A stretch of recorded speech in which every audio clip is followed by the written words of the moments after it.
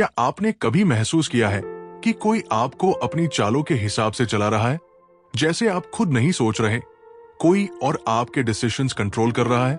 ये कोई जादू नहीं है, ये है माइंड चेस, एक ऐसा खेल जहां लोग एक दूसरे को इंसान नहीं, मोहरे समझते हैं।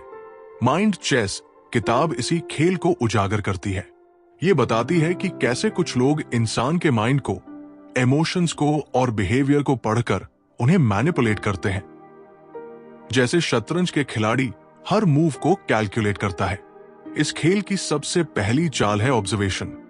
जो लोग दूसरों को कंट्रोल करना चाहते हैं, वो सबसे पहले उन्हें ऑब्जर्व करते हैं। वो ध्यान से देखते हैं कि आप कैसे बात करते हो, कहां रुकते हो, कौन सी बात पर हिचकिचाते हो, कहां आपकी आंखें झुकती है, क्या चीज आपको अनकंफर्टेबल करती है।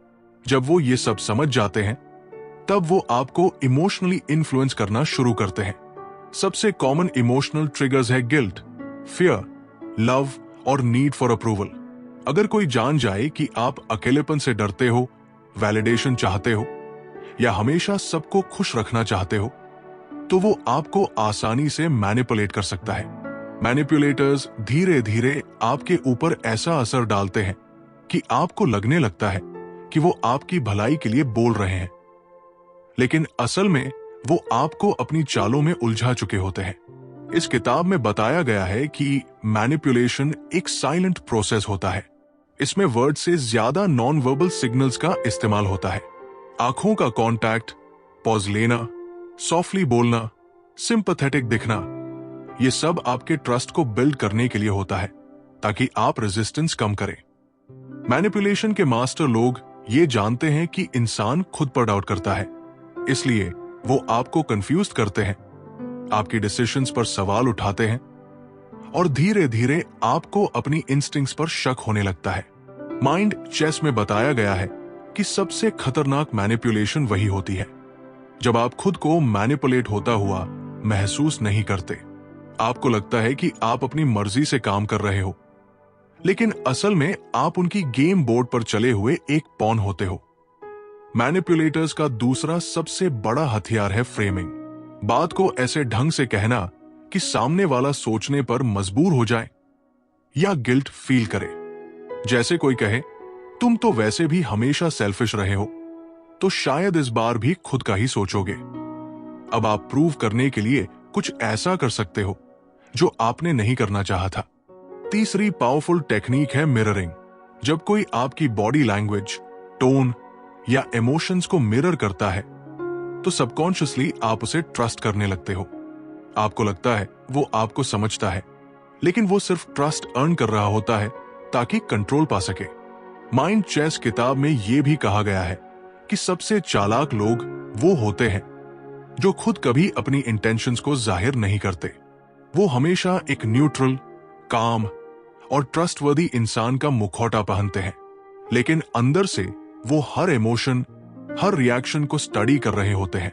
मैनिपुलेटर्स आपको कभी फोर्स नहीं करते, वो आपको ऐसी स्थिति में लाते हैं जहां आपको खुद लगे कि आपने फैसला लिया, लेकिन वो फैसला वो पहले से आपके दिमाग में डाल चुके होते हैं। अब सवाल यह है कि क्या हम खुद को बचा सकते हैं?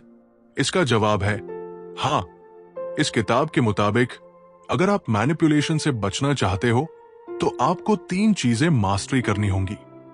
पहली है अवेयरनेस।